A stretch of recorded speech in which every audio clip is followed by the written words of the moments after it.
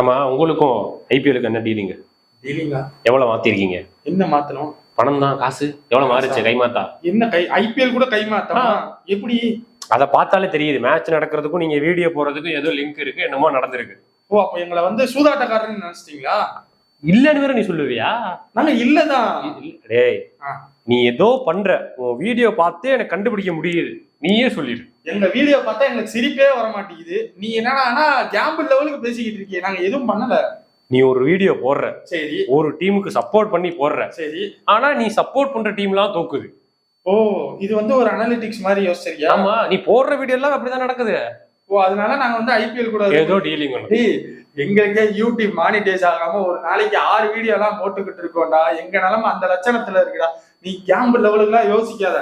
அதாவது மக்களே, ஐபிஎல் நடக்குது, அதனால எங்களுக்கு வியூஸும் லைக்ஸும் ஒரு மாதிரி டேமேஜ் ஆகுது.